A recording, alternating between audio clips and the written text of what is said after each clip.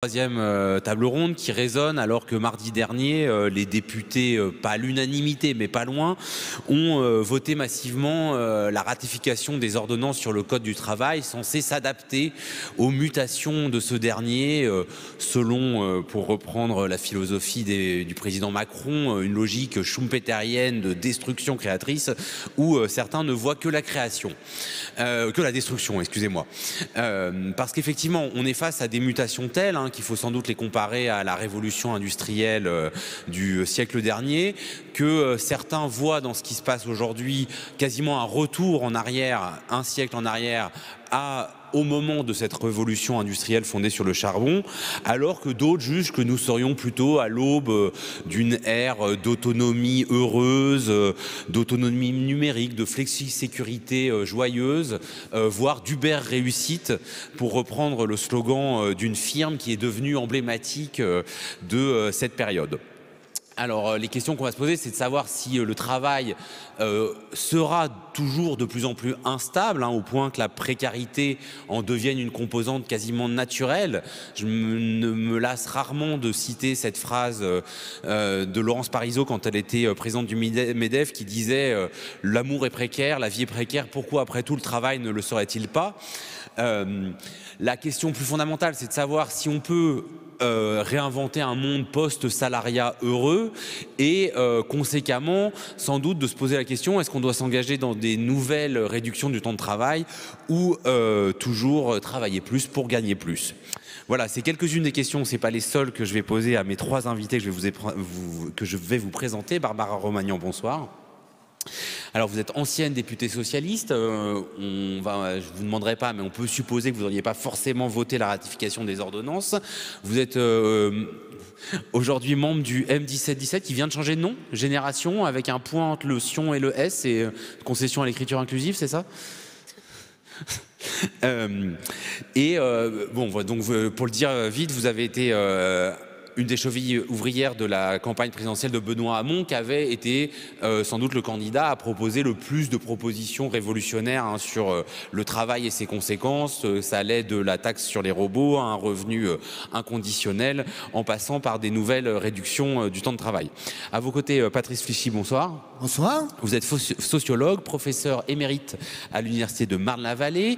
Vous êtes l'auteur d'un livre qui vient de paraître, qui s'appelle « Les nouvelles frontières du travail à l'ère numérique ». C'est publié par les éditions du Seuil, dont un des grands intérêts est d'avoir vraiment enquêté sur les chauffeurs Uber,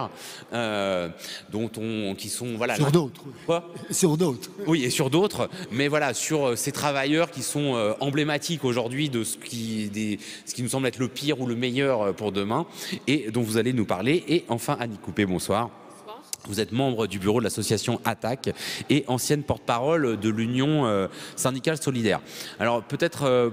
premier tour de table, simplement, je pense qu'on partage le constat que le travail est déstabilisé. Pour vous, est-ce que c'est d'abord lié à un rapport de force de plus en plus défavorable au travail versus le capital? Est-ce que c'est lié à des évolutions de l'activité économique elle-même? Ou est-ce que c'est lié à ces bouleversements technologiques et numériques dont on va pas mal parler? Si je fais le tour dans le même sens que j'ai présenté les gens, ça commence avec vous, Barbara Romagnan? Ah non, vous m'avez dit que vous ne vouliez pas que ça commence avec vous? Ça, c'est vraiment pas chic, mais c'est pas grave.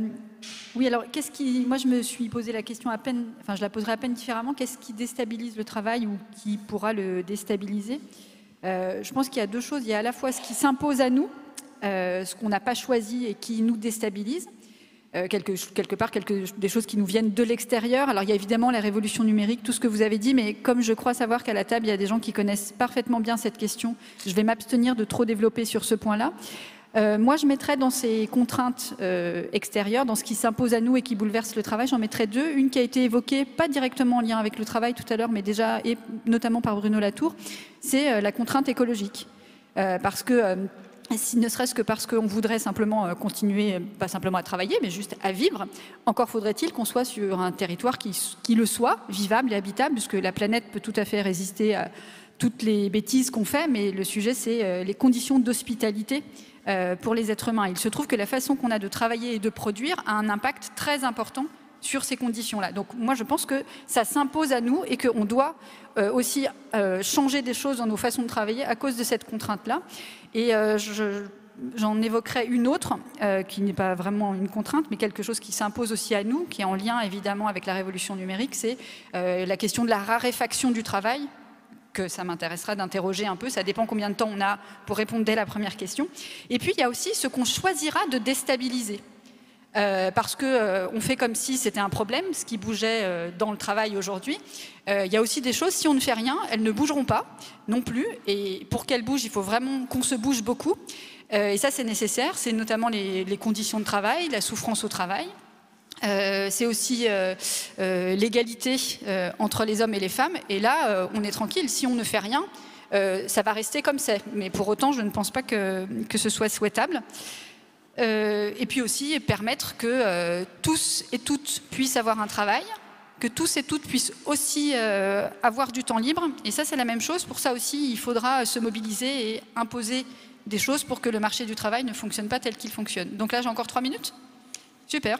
On va passer à Patrice Fichy et je vous redonne 3 minutes après. D'accord. Merci. Alors, de mon côté, j'attaquerai donc sur la révolution numérique en indiquant qu'elle a 2 aspects. Un peu plus bas votre micro, si vous voulez vraiment attaquer la révolution numérique.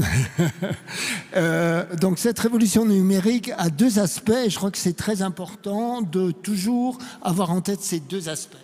Le premier aspect, c'est que c'est une révolution qui permet une autonomie plus grande, qui donne des capacités d'autoproduction, qui rend plus poreuses les frontières entre le travail et le hors-travail, qui crée des continuums entre le travail et le hors-travail, que ce soit avec des outils qui sont les mêmes, hein, le micro-ordinateur ou le smartphone que tout le monde a, mais je veux dire dans le domaine de la fabrication, l'imprimante 3D par exemple, hein, et puis avec Internet, des plateformes qui permettent une universalisation hein, des coopérations qu'on construit et des destinataires de cette production. Et puis, la révolution numérique a une autre face, et il faut y penser évidemment, hein, pour s'en sortir d'une vision uniquement rose. Cette autre face, c'est que c'est un merveilleux dispositif de contrôle, de cadrage de l'organisation de travail. Hein, on peut juste rappeler que les systèmes d'information dans les entreprises, ce qu'on appelle les ERP, hein, ce sont des outils qui cadrent le travail de façon beaucoup plus stricte qu'auparavant, et que les plateformes Internet sont aussi des grands outils de surveillance. Annick Coupet. Alors, je vais peut-être rajouter 1 ou 2 éléments. Le premier élément, quand même, qui n'a pas été cité, qui me semble important, même si je pense que dans cette salle, on sera tous d'accord, c'est le poids de la finance sur l'organisation du travail, c'est-à-dire quelles que soient les formes d'organisation du travail, mais on y reviendra, je pense, dans le débat, cette question-là, on ne peut pas la laisser de côté, parce que malheureusement, elle impacte beaucoup dans l'organisation du travail, et donc y compris les précarités, les attaques, etc. Le deuxième élément, Barbara Romagnan l'a un peu évoqué, mais je pense que c'est une question assez décisive, c'est comment penser aujourd'hui l'articulation des enjeux sociaux et des enjeux environnementaux. Et ça, effectivement, ça fait partie des choses compliquées, parce que je dirais que ça a été dans les impensés longtemps du mouvement social en général et du mouvement syndical en particulier, mais on pourra aussi y revenir. Le troisième élément que je voulais apporter aussi, c'est un peu la structuration internationale de ce qu'on appelle aujourd'hui les multinationales, c'est-à-dire qu'il y a une concentration extrêmement importante au niveau international du pouvoir économique, et avec une organisation un peu en cascade de sous-traitance généralisée, etc. Et le quatrième élément, et après j'essaierai de dire en quoi tout ça, comment on peut essayer de le penser, parce que tout ça est assez contradictoire. Le quatrième élément, c'est les volontés de ce que Macron a appelé libérer le travail, mais de son point de vue, libérer le travail, c'est le libérer des protections qui ont été acquises, etc., au fil des combats sociaux et tout. Et la question, je pense, qui nous est posée aujourd'hui, c'est comment penser Alors, plus les éléments qui ont été apportés sur la question du numérique, hein, et je pense qu'on est dans une période très contradictoire. C'est-à-dire qu'à la fois, on voit l'arrivée du numérique, on voit ce que ça produit, y compris dans l'imaginaire du monde du travail, soit les peurs, soit l'espoir pour certains. Enfin, je pense que vous le développez dans votre livre, hein, pour ce que j'en ai lu rapidement. Et en même temps, ces outils numériques, pour moi, enfin, ça dépend ce qu'on en fait quelque part. C'est-à-dire que ça peut produire peut-être le meilleur, mais peut-être aussi le pire, hein. Il y a des exemples, moi j'ai découvert ça, c'est par exemple des plateformes, je crois que c'est plutôt aux États-Unis, qui sont de mise en relation d'un individu pour un travail qui peut être de quelques dizaines de minutes. Bon, donc on voit bien qu'on en revient à des situations, enfin, je veux dire, de gré à gré, bon, etc. Et en même temps, dans ce qu'apporte le numérique, il y a évidemment cette question de l'aspect collaboratif, qui permet autre chose que les carcans du travail taylorisé, etc. Donc je pense qu'on est vraiment au milieu de toutes ces contradictions. Et que une des difficultés, et ça rejoint peut-être l'intérêt d'avoir des espaces de débat comme celui-là cet après-midi, c'est comment penser le travail avec l'ensemble de ces contradictions. Et je pense que le problème, c'est que jusqu'à présent, on l'a pensé par bout. C'est-à-dire que d'un côté, par exemple, le mouvement écologique, en rejetant le productivisme, il posait des vraies questions et il avait raison. De l'autre côté, le mouvement syndical qui s'est beaucoup construit et le mouvement...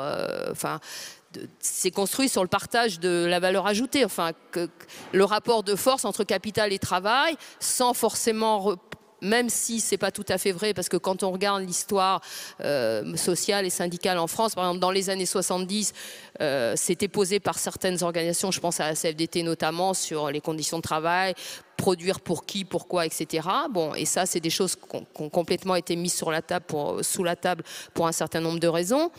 Et puis, penser aujourd'hui, effectivement, les protections, parce que pour moi, elles sont toujours plus nécessaires que jamais, et les résistances par rapport, par exemple, à la loi travail, et en même temps, effectivement, ces formes qui arrivent avec le numérique, quelle réponse on peut donner à ça? Bon.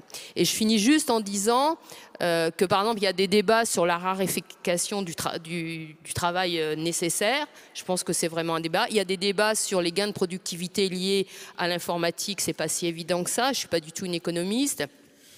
Mais je pense qu'on ne pourra pas penser ni la réduction du temps de travail, ni la question d'un revenu universel, ou la question du numérique, sans repenser vraiment l'organisation du travail, la finalité du travail, la production, pourquoi et pour quels besoins sociaux, etc. J'arrête là pour l'instant. Je vais donner ces 3 minutes à Barbara Romagnan, mais en faisant un tout petit détour par Patrice Fléchy, parce que Annick Coupet a parlé de libérer le travail en parlant de Macron qui veut libérer les protections du travail.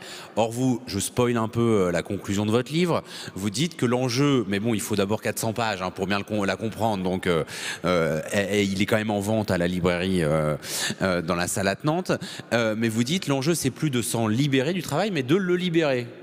Oui, ça me paraît... Qu'est-ce que ça signifie ?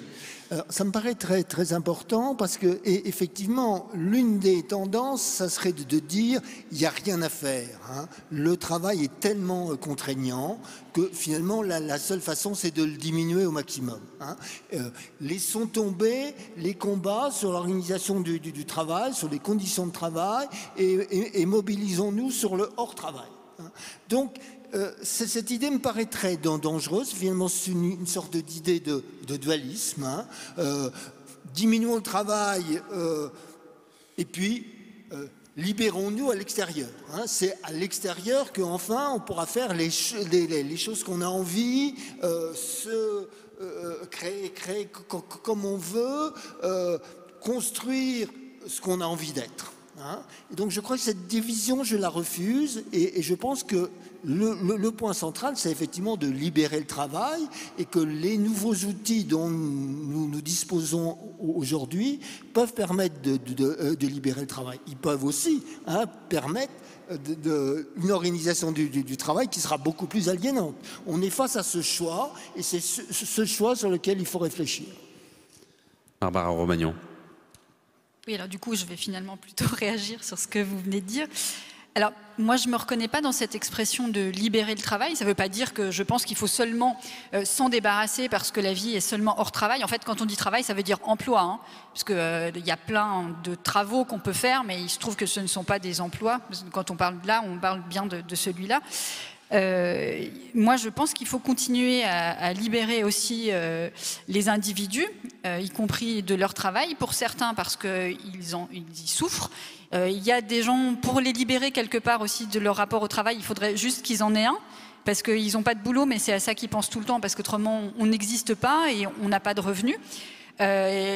Évidemment, c'est pas parce qu'on pense qu'on doit encourager et développer du temps hors travail que ça ne veut pas dire qu'il ne faut pas améliorer aussi les conditions de travail, mais dire qu'il y a aussi une vie hors travail, c'est pas simplement parce que le travail ce serait horrible et qu'il faudrait qu'on s'en débarrasse, c'est juste parce qu'on est des êtres humains et on n'est pas juste des travailleurs. Donc il y a aussi une vie en dehors de l'emploi. Mais encore une fois, ça ne veut pas dire qu'on ne peut pas aussi avoir, y compris un emploi épanouissant, et que quand bien même son emploi, on ne s'éclate pas dans son travail, ça ne veut pas dire qu'on n'a pas envie d'en avoir un non plus, hein, parce que c'est aussi une façon de contribuer à la société, c'est une façon aussi d'avoir une existence. Alors c'est dommage, il ne faudrait pas que ça se limite à ça, mais en tout cas, moi, c'est évidemment pas du tout contre le travail, j'anticipe les éventuelles autres question pour tout à l'heure. Mais sur ce qui s'impose à nous tout à l'heure, je reprends mes 3 minutes, ça c'était une parenthèse. Évidemment, il faut qu'on réfléchisse à ce qui est en train de se mettre en place, ce qui même souvent existe déjà, et qu'on anticipe ce qui va se passer dans 10, 20 ou 30 ans, c'est très très important. Mais il y a aussi vraiment quelque chose qui est déjà là et depuis très longtemps et qui ne fait que s'amplifier, c'est vraiment le chômage. Aujourd'hui, il y a plus de 6 millions de gens qui sont inscrits à Pôle emploi. Et ça a aussi un impact sur le travail et sur l'emploi lui-même, parce que comme il y a un taux de chômage qui est élevé, ça veut dire que les salariés potentiels sont plus susceptibles d'accepter des conditions de travail qui sont difficiles. Ceux qui ont un boulot à temps plein, plus susceptibles d'accepter des heures sup, parce que soit ils ne sont pas bien payés et ça améliore quand même un peu leurs revenus. De toute façon, ce n'est pas eux qui choisissent ou pas de pouvoir faire des heures supplémentaires, c'est quand même bien le patron qui décide. Mais comme en plus il y a une armée de chômeurs derrière et de gens qui sont dans des conditions extrêmement fragiles, c'est évidemment difficile de refuser. Donc ça a aussi un impact sur le travail. Et comme en plus de ça, il y a les gens travaillent à des horaires qui sont de plus en plus décalés, qu'on éclate de plus en plus les collectifs de travail. Avant, les gens qui faisaient le ménage dans une grosse usine, moi j'habite dans le Doubs, chez Peugeot, tout ça, ils étaient protégés par la convention collective de l'entreprise ou de l'industrie.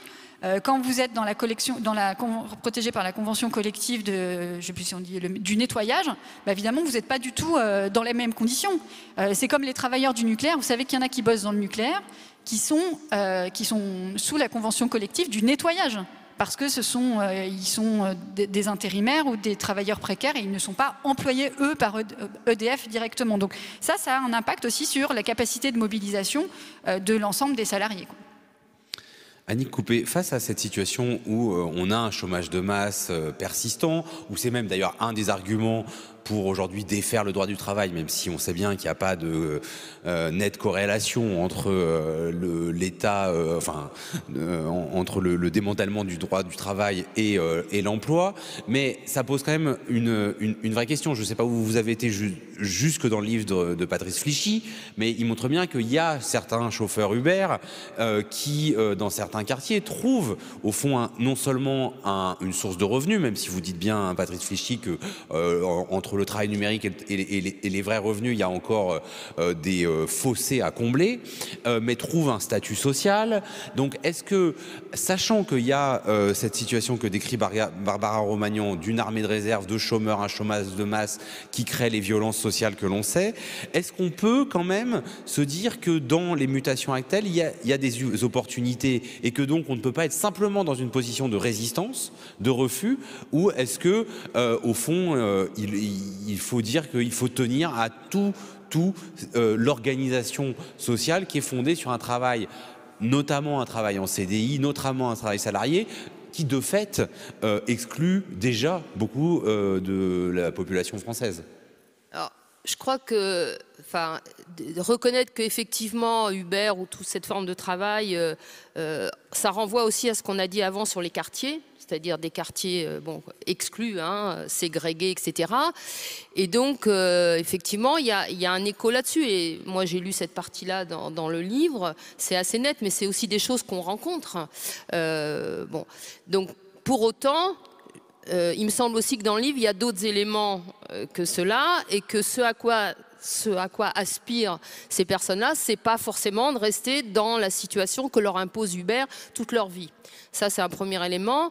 La deuxième chose, c'est qu'on a vu aussi que derrière une espèce de, enfin, il y a un désenchantement qui peut arriver assez vite, parce que effectivement, la réalité d'Uber, le côté clinquant, c'est collaboratif, on met, enfin, directement les deux personnes en contact, c'est beaucoup plus cool, etc.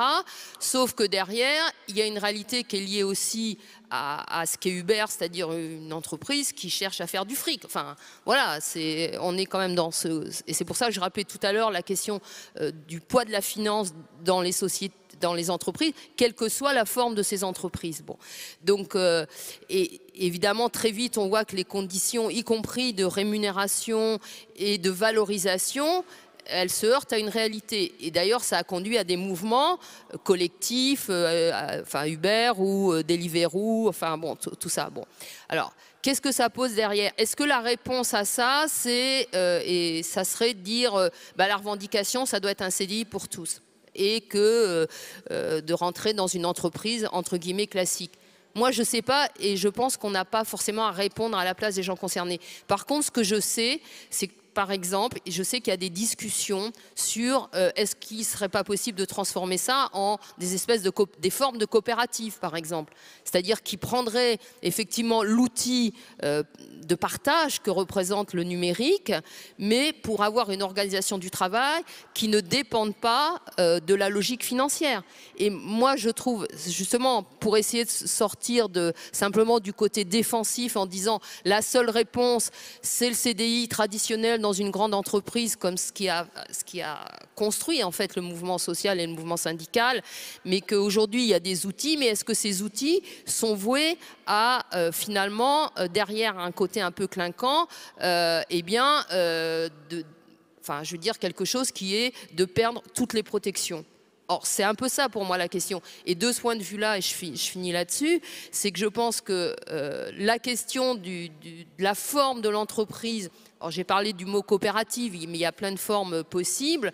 Est-ce que c'est pas quelque chose qu'il faut remettre dans le débat politique, qui permet de sortir effectivement, de la logique financière, je veux dire, qui permet aussi de réfléchir à ce que devrait être l'organisation entre les salariés, l'organisation, y compris de poser la question des hiérarchies dans l'entreprise, etc., et des finalités aussi. Bon, alors ça semble, effectivement, là on est dans des débats qui ne répondent pas forcément immédiatement aux réalités vécues, mais à mon avis qui sont absolument indispensables pour penser l'avenir du travail. Patrice Flichy, sur à la fois ce que vient de dire Annick Coupé et ce que vous disiez tout à l'heure, c'est-à-dire qu'on est face à des mutations d'où vous dites qu'elles peuvent être aliénantes, mais que par certains côtés, elles auraient aussi certaines vertus émancipatrices, voire au-delà.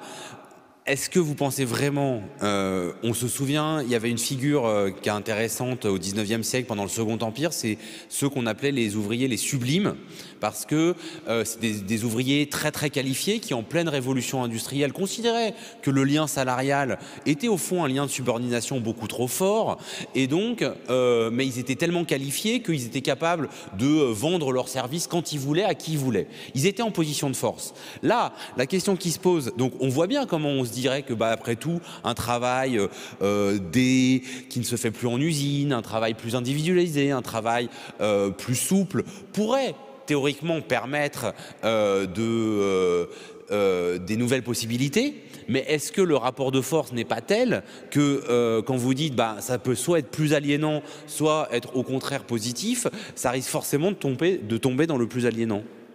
Alors, je crois que l'exemple que vous donnez des sublimes est intéressant parce que, évidemment, aujourd'hui, tous les travailleurs ne sont pas dans la même situation. Hein. Et dans les travailleurs qui ont cette liberté la plus grande, c'est du côté de l'informatique. Il est certain que beaucoup d'informaticiens ou de métiers proches, type web design, etc., souhaitent travailler en freelance. Parce que effectivement ça leur donne une liberté qui n'aurait pas autrement. Et ça se retrouve d'ailleurs assez largement pour tous les travailleurs. Je vous renvoie à cette enquête que la CFDT a publiée au printemps dernier, où je retiens juste deux chiffres qui sont intéressants. C'est que les 3/4 des travailleurs revendiquent une autonomie plus grande, et que quand on leur demande est-ce que la hiérarchie sert à quelque chose, il n'y en a que 15% qui disent sans chef j'aurais beaucoup de mal à travailler. Et puis il y en a 20% qui disent ça ne changerait rien. Non, il y en a 20% qui disent on travaillerait bien mieux, et il y en a les deux tiers qui disent ça ne changerait rien. Donc il y a une vraie revendication d'une entreprise beaucoup moins hiérarchique et d'une autonomie. Alors quand on quitte évidemment le problème des informaticiens, où très clairement c'est un statut d'emploi qui leur convient bien, pour les chauffeurs Uber par exemple, la situation est beaucoup moins claire. Il y a des pays, c'est le cas en Angleterre, où il y a une revendication de retomber dans le régime du salariat. En France, ça semble être moins le cas, parce que pour la plupart d'entre eux, ils travaillent simultanément pour plusieurs plateformes, et ils tiennent beaucoup à cette liberté. C'est-à-dire constamment, ils ont face à eux les 2 ou 3 plateformes, et ils choisissent d'y travailler en fonction des avantages que leur donne telle ou telle plateforme. Donc je crois que ce qui est fondamental pour eux, par contre, c'est de donner des organisations sous forme syndicale. Et alors, cette loi El Khomri assez décriée ici, je veux dire, a eu cet avantage qu'elle prévoit la possibilité de créer des syndicats de travailleurs indépendants. Alors certaines organisations syndicales, c'est le cas de l'UNSA et la CFDT notamment, ont créé des syndicats de travailleurs indépendants Uber. Et il est clair que pour ces travailleurs qui sont indépendants d'un côté, mais dépendants économiquement, c'est, je crois, d'abord par la lutte syndicale qu'ils pourront améliorer leurs conditions de travail. Bon, soit il y a un encadrement réglementaire qu'il faut mettre en place, mais c'est quand même d'abord dans ce rapport de force pour éviter, alors si on prend l'exemple d'Uber qui est effectivement probablement le plus, où le rapport de force est le plus difficile, que soudain, un beau matin, la plateforme change la commission qu'elle prend, ou sans la moindre négociation, elle passe de 20 à 25%. Alors, je dirais, on a évoqué également d'autres formes. Il y a des formes coopératives, ça peut être des coopératives informelles. Cette sorte d'effet qui est extraordinaire chez les travailleurs Uber, qui finalement, tout simplement par une petite application WhatsApp, ils se repassent les clients. Et donc donc ça c'est pas une coopérative, c'est simplement des échanges informels entre eux et avec une vraie organisation économique, parce que il est prévu que celui qui amène le client a son pourcentage.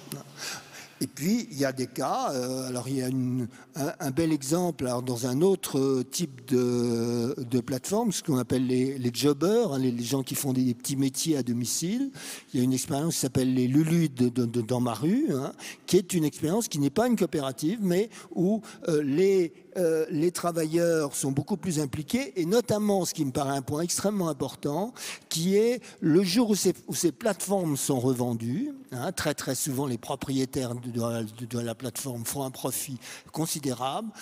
Dans le cas des Lulu dans ma rue, il est prévu qu'une partie de ce profit soit ristournée aux travailleurs. Et donc ça, je crois, c'est effectivement un combat important.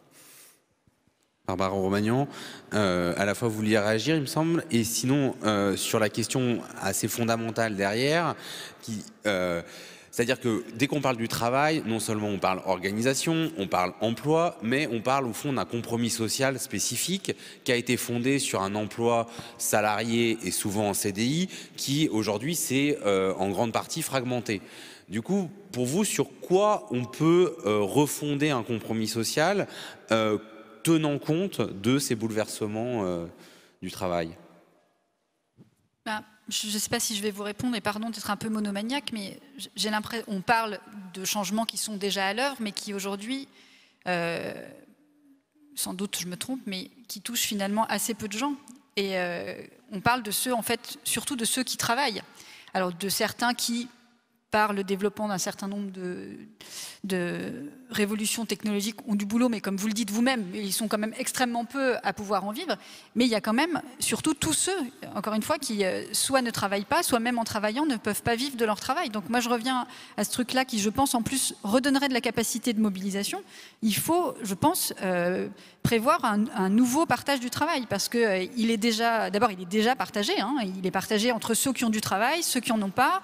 Et puis au milieu, ceux qui en ont un peu, en tout cas pas assez, souvent celles d'ailleurs, hein, puisque 82% des travailleurs à temps partiel sont des femmes, et qui ne peuvent pas en vivre. Plus de la moitié des travailleurs à temps partiel vivent avec moins de 850 € par mois. Et dire aussi que, parce que des fois, on dirait qu'on a l'impression qu'on se réfère soit à d'autres pays qui, eux, sont tellement meilleurs que nous, parce que, à défaut d'avoir le plein emploi, ils ont juste 5% de chômeurs, soit à d'autres périodes. Vous savez, cette fameuse période, cet âge d'or de plein emploi en France, en fait, c'est pas du tout du plein emploi. C'est-à-dire que c'est du plein emploi dans la mesure où on ne compte pas le fait que les femmes ne travaillent pas. C'est-à-dire que c'est un peu comme 1948, c'est un suffrage universel, mais juste pendant 96 ans, il s'est accommodé du fait que les femmes ne pouvaient pas voter. Pour le travail, c'est un peu pareil. Dans début des années 60, à un moment où les femmes devaient évidemment encore demander l'autorisation à leur mari pour travailler, pour signer un chèque, il y a 40% des femmes entre 30 et 50 ans qui travaillent. Aujourd'hui, il y en a plus de 80%. Donc c'est sûr que ça met un peu du désordre. Ça déstabilise un peu. Ce serait plus simple si les femmes arrêtaient de travailler. Il y a des hommes, alors ils ne reprendraient peut-être pas tous les emplois. De même que quand on compare aux autres pays, hein, on dit toujours la France travaille moins que les autres parce qu'elle est aux 35 heures. Évidemment, c'est faux. Hein. Le temps de travail moyen d'un salarié à temps plein en France, c'est 39,6 heures, je crois, à peu près. Hein. Donc on est largement au-delà. Et puis, quand on fait des comparaisons internationales, en fait, on ne compte que le temps de travail à temps plein. Donc, du coup, la France a l'air de travailler moins. C'est-à-dire que vous prenez l'exemple de l'Allemagne. Le modèle, c'est plutôt un couple hétérosexuel avec un homme qui travaille 40 heures par semaine et une femme qui travaille plutôt 16 ou 18 heures sur des petits emplois qui, en plus, ne payent pas de cotisations sociales, etc. Comme une de vos questions, c'était une des questions de notre table, c'est la question de l'autonomie. Donc, il faut vraiment revoir ce partage parce que, donc, entre les hommes et les femmes, mais aussi dans ces autres pays, en Allemagne, il y a un taux de chômage de 5% à peu près, en Angleterre, c'est la même chose, mais c'est parce qu'il y a plus de 25% des gens qui travaillent à temps partiel. Et le temps partiel dans ces pays-là sont des temps partiels qui sont moins élevés qu'en France. Un temps partiel en France, c'est en moyenne 24 heures, alors que la moyenne de la zone euro, c'est 18 heures. Alors, dans tous les cas, ce sont d'abord des femmes, mais donc, ils ont un espèce de plein emploi, tout le monde travaille, parce qu'en fait, ils ont fait un autre choix et un autre partage. Il y a moins de gens au chômage, mais il y a plus de gens qui travaillent et qui sont pauvres. Mais alors, si on pointe, et comme vous le faites, juste je vous relance un instant, et c'est important, le focus sur ceux qui ne travaillent pas, ceux qui n'ont plus de travail, ceux qui ont des temps partiels contraints, est-ce qu'il n'y a pas quand même une forme de contradiction entre ce que vous dites, c'est-à-dire qu'au fond, penser le travail, c'est penser l'écologie, et on voit bien qu'aujourd'hui, il y a beaucoup de gens qui disent, bon, bah, d'abord des emplois, d'abord une relance keynésienne productiviste. Est-ce que là, il n'y a pas un nœud de contradiction? C'est-à-dire que vous dites à la fois, il faut mettre le focus sur les gens qui n'ont pas de travail, ceux qui sont à temps partiel contraint, et en même temps, vous dites, bon, bah voilà, est-ce que là, il n'y a pas un nœud dans lequel une partie de la gauche se débat? Bah si, d'où la proposition d'une autre répartition du travail. L'idée, c'est pas d'augmenter plus, c'est pas que ceux qui bossent là à 39 heures continuent à bosser 39 heures, et puis que ceux qui n'ont pas de boulot ne travaillent pas. L'idée, c'est évidemment qu'on partage ce temps de travail d'une façon plus juste, parce que de fait, le partage du temps de travail, il va continuer si on fait rien. Mais il va continuer dans le même sens, c'est-à-dire qu'il va y avoir de plus en plus de gens, enfin, rien que s'il y en a autant, et même un peu moins, c'est déjà quand même en vrai catastrophique, pas juste un problème. Aujourd'hui, il y a plus de 6 millions de gens inscrits à Pôle emploi. Donc oui, il faut le partager. De même que, donc, il faut réduire le temps de travail de ceux qui, le temps d'emploi, hein, de ceux qui ont un boulot aujourd'hui à temps plein. Il faut permettre à ceux qui ne travaillent pas ou qui ne travaillent pas assez pour pouvoir en vivre de pouvoir travailler. Et il faut permettre à tout le monde d'avoir du temps libre. C'est important parce qu'il y a des gens qui souffrent, qui meurent à leur travail, parce qu'il y a des gens qui font des boulots super durs et que peut-être on ne peut pas les rendre, sauf aidés par des machines moins difficiles. Puis il y a juste des gens pour qui leur travail n'a aucun sens. Il y a une organisation du travail qui fait que il y a une hiérarchie, une organisation qui fait qu'ils souffrent. Donc, pour ça, il faut à la fois améliorer les conditions du travail, mais il faut aussi permettre de faire autre chose. Et faire autre chose, c'est pas juste parce que le travail ce serait chiant ou ce serait difficile. C'est aussi parce que, comme être humain, on a besoin de faire autre chose que du travail salarié. Annie Coupé, là-dessus et sur ce compromis social qu'on doit quand même sans doute réinventer à l'heure de toutes ces mutations, ce qui ne veut pas dire renoncer aux protections qui existent. Voilà, je pense que l'équation qui nous est posée, c'est à la fois comment prendre en compte effectivement les enjeux écologiques et les travailler avec les enjeux sociaux. Je vais prendre un exemple classique, une entreprise qui produit des automobiles fermes, enfin PSA en l'occurrence en région parisienne, en Seine-Saint-Denis il y a quelques années, c'est quelques milliers de travailleurs et travailleuses qui sont qui subissent ça.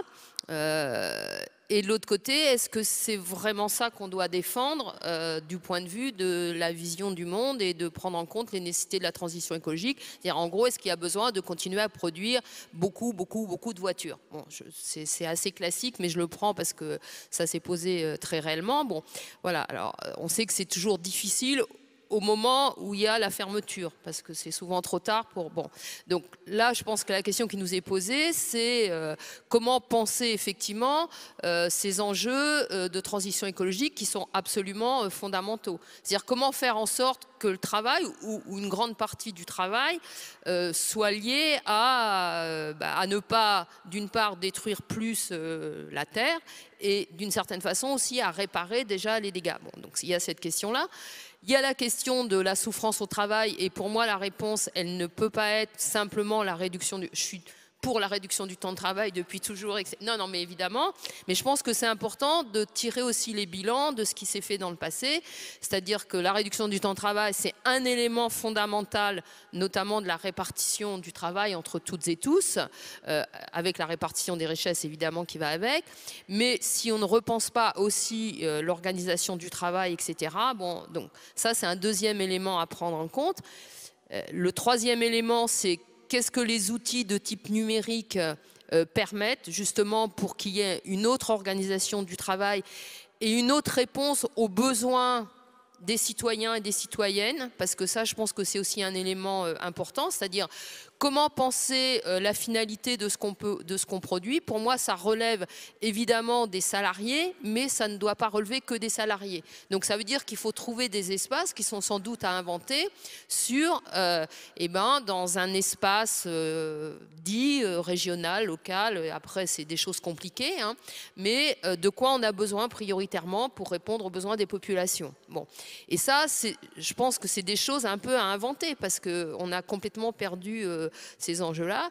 Et dernier élément, c'est si on veut penser tout ça, je redis, ça peut paraître un peu obsessionnel, mais bon, je parle ici au nom d'Attaque, et Attaque travaille sur la question de la limitation du pouvoir de la finance. Effectivement, ça veut dire aussi, pour le moins, encadrer strictement le pouvoir de la finance sur les enjeux d'investissement, les enjeux d'organisation du travail, etc. Bon. Et dernière chose, peut-être, tout ça semble assez utopique sans doute, mais je pense vraiment qu'encore une fois, il y a des possibilités qui s'ouvrent, notamment à cause de nouveaux outils. Enfin, nouveaux, ils ne sont plus tellement nouveaux, mais ils se répandent quand même assez largement dans la société. Et ces outils, on doit les penser, à mon avis, avec toutes les autres contradictions que j'ai données, puis j'en ai sans doute oublié. Mais c'est ça, à mon avis, les enjeux d'un nouveau compromis social. Et je terminerai simplement en disant qu'il faut aussi bien comprendre que tous les secteurs qui ne vont pas être directement impactés par le numérique, parce qu'il y en a quand même beaucoup aujourd'hui, comment faire en sorte que il puisse y avoir une transition qui soit faite pour ces secteurs-là sans que les salariés en payent le prix lourd. Parce que c'est aussi ça un des enjeux. C'est-à-dire, pour pouvoir faire en sorte que des salariés aient envie de se former, d'envisager autrement l'avenir, de prendre en compte ces nouveaux outils, de penser autrement l'organisation du travail, la hiérarchie du travail, le contrôle, etc. Ça veut dire qu'il faut des protections pour que les temps nécessaires en termes de formation, en termes de mobilité, de tout ce que vous voulez, eh bien, ils ne soient pas au détriment de leurs revenus, etc. Donc, après, il y a plein d'idées. Hein. Il y a Bernard Friot, le salaire à vie. Il y a, la sécurité sociale professionnelle portée par certaines organisations syndicales. Donc, je pense qu'il y a un certain nombre de techniques qui le permettent, mais ça, c'est évidemment un choix politique à un moment donné, de dire on est dans une période de mutation profonde qui peuvent permettre de réorganiser l'espace travail. Et quand je parle d'espace travail, ça ne veut pas dire que je ne suis pas pour qu'on réfléchisse au temps libre. Hein. Je pense que là-dessus, on est d'accord. Mais ça suppose de prendre en compte plusieurs paramètres et ne pas les penser séparément.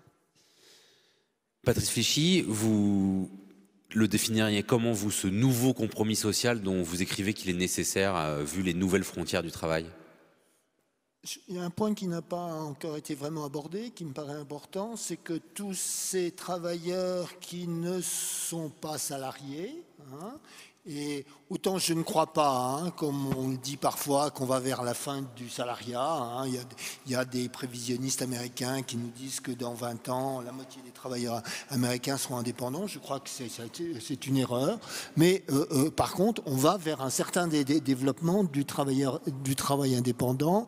Il est tout à fait essentiel que ces travailleurs indépendants aient les mêmes droits que les travailleurs dépendants. Enfin, que les travailleurs salariés, pardon. D'ailleurs, c'est simplement le retour au début de la construction de la sécurité sociale, où l'idée, c'était d'avoir un système universel pour tous. Et puis, dans les négociations de l'après-guerre, finalement, des systèmes spécifiques ont été mis en place pour des gens qui n'étaient pas salariés. Je crois que ce serait important de revenir à un système totalement universel. Deuxième élément, je crois qu'il y a une réflexion très complexe à avoir sur l'organisation du travail avec les outils numériques. Il y a un risque de dire d'un côté les gens seront très indépendants, puis de l'autre côté ça va être cadré par les systèmes informatiques. Il y a une réflexion qui a rarement lieu et qui me paraît importante sur l'organisation des collectifs de travail, sur le rôle de la hiérarchie intermédiaire. La tendance est souvent dans les entreprises de supprimer la hiérarchie intermédiaire, et du coup, il y a toute une série de problèmes qui ne peuvent pas être résolus ou qui remontent en haut et qui ensuite sont redescendus avec un cadrage des grands outils informatiques. Donc je dirais, réfléchir à une transformation de l'organisation du travail, ça nécessite des négociations complexes et dans lesquelles, là encore, il est essentiel que les organisations syndicales, au niveau des syndicats d'entreprises et d'établissements, soient directement associés. Barbara Romagnan, sur ces questions, et ce sera déjà ma dernière question. Et donc nos dernières réponses ? Et donc vos dernières réponses. Est-ce que pour vous, dans ce compromis social, il faut, nouveau compromis social, s'il en faut un, est-ce qu'il faut, et qui permet un peu de répondre à ce que vous soulignez, c'est-à-dire les gens qui sont déjà loin du travail, est-ce qu'il faut nécessairement une déconnexion entre les revenus et le travail? Alors il y a différentes formes, Annie Coupé parlait des propositions de Bernard Friot, il y a le revenu inconditionnel, le revenu de base, ne recouvre pas tout à fait des mêmes réalités, mais est-ce qu'il est urgent, même si on ne peut pas dire que ça ait mobilisé complètement les électeurs à la dernière présidentielle, de penser un nouveau compromis social fondé en partie sur une déconnexion des revenus et du travail, qui serait une vraie révolution? Alors, d'abord, le penser ne nous exonère pas de vraiment transformer la société pour que tous ces types de revenus ou de protection ne soient pas nécessaires. Si tout le monde était en situation d'égalité, on aurait peut-être moins besoin de ça. En attendant, je constate que ça fait plus de 40 ans que tout responsable politique, candidat à une élection, quelle que soit son organisation politique, propose justement de résoudre ce problème du chômage et qu'il n'est pas résolu. Et si c'est important de répondre à cette question, c'est pas simplement pour que les gens puissent travailler, mais c'est surtout pour que les gens puissent avoir un revenu. Enfin, les deux. Et donc, oui, j'avoue que je n'ai pas été convaincue immédiatement, mais je pense que c'est nécessaire d'envisager cette dissociation pour plusieurs raisons, parce qu'on ne peut pas conditionner le fait que les gens puissent vivre et avoir les moyens de vivre au fait qu'ils aient un travail, parce que d'abord, ceux qui sont au chômage ou ceux qui ont des emplois précaires, c'est pas de leur faute, c'est la société qui est organisée de telle façon qu'ils sont contraints à ce genre de situation. Et on pourrait même se demander si la société telle qu'elle fonctionne aujourd'hui n'a pas besoin de ces inégalités et de tous ces chômeurs. Donc c'est normal qu'on cherche des solutions et qu'on n'attende pas tout le temps de dire dès que j'aurai inversé la courbe du chômage, même ceux qui arriveront à l'inverser, enfin encore une fois, on est vraiment quand même vraiment très très loin du compte. Donc oui, je pense que c'est important. Alors il y en a qui l'appellent ce revenu, ils l'appellent revenu de base, ils l'appellent revenu universel d'existence. Mais c'est pas important seulement pour ça, c'est aussi une façon, c'est important pour ça, mais c'est aussi une façon de redonner du pouvoir aussi, y compris à ceux qui travaillent. Alors ceux qui travaillent dans des conditions dures, parfois à temps partiel, parce que ça leur augmente quand même les moyens de vivre. Ça augmente aussi la capacité de ceux qui ont un boulot éventuellement de refuser des choses qu'à d'autres moments ils n'auraient pas pu refuser, parce qu'ils n'ont pas tellement d'autres choix. Je pense que c'est aussi une façon de valider la participation des individus à la société tout court. C'est-à-dire qu'il y a un certain nombre d'activités qui sont extrêmement importantes pour notre épanouissement, pour le fait que la société tienne. Tous ces gens qui bénévolement consacrent du temps à faire tourner un club de foot, à faire du soutien scolaire, à prendre soin de leurs parents, etc., qui font ça gratuitement.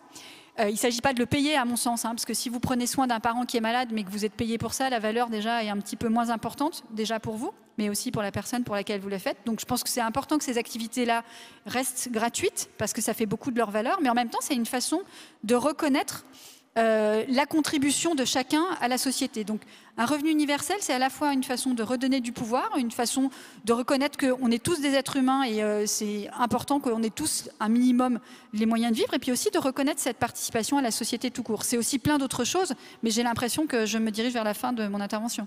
Effectivement, parce que j'aimerais bien voir l'avis de Patrice Flichy sur cette même question, alors que vous dites bien que dans ce que vous appelez cet autre travail, une des grandes difficultés, c'est de dégager de vrais revenus.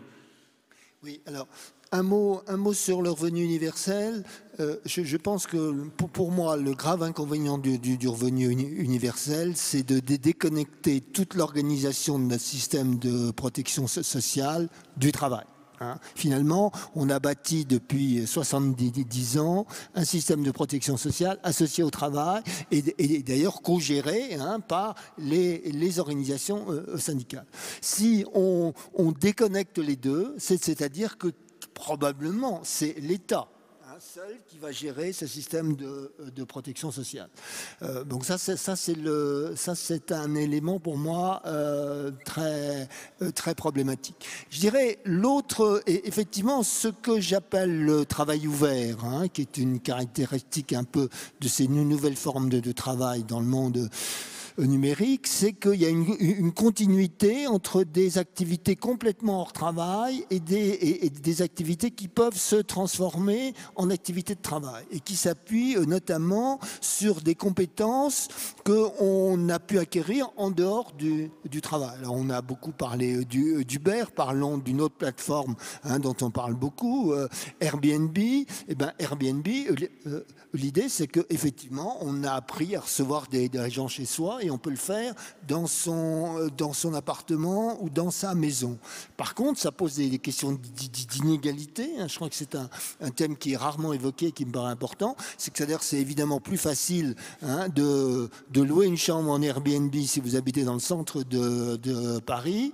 C'est plus difficile si vous habitez à Sarcelles. Donc je dirais là, il y a effectivement des opportunités de nouveaux revenus qui ne sont pas répartis équitablement sur le plan social. Annick Coupet, je vous laisse la tâche difficile de conclure cette table ronde dont on voit que la problématique a de maintes ramifications. Ce ne sera pas une conclusion, ça sera 3.1 par rapport à ce que disait Barbara. Je pense qu'aujourd'hui, c'était une journée de mobilisation des associations de chômeurs, traditionnellement début décembre. Et leur mot d'ordre reste, c'est un emploi, c'est un droit, un revenu, c'est un dû. C'est-à-dire qu'effectivement, la question, c'est inadmissible qu'aujourd'hui, dans cette société, des gens, parce qu'ils n'ont pas la possibilité, la chance ou l'opportunité d'être en emploi, se trouvent à vivre dans la misère. Donc ça, je pense que ça fait consensus entre nous, il n'y a pas de souci là-dessus. Et que le niveau de leur revendication, c'est pas 300 € ou 400 €, c'est le salaire minimum, voilà, puisque c'est ce qu'il fait pour vivre. Bon. Donc ça c'est la première chose. Après, il y aurait beaucoup à dire parce que sur le revenu d'existence, etc., c'est la question de la place du travail, c'est-à-dire dans la vie de tout un chacun. C'est pas parce qu'aujourd'hui il y a 6 millions de personnes qui sont au chômage que pour moi, on ne doit pas essayer de réfléchir à une vision du monde qui serait haute. Mais je pense qu'on partage ça.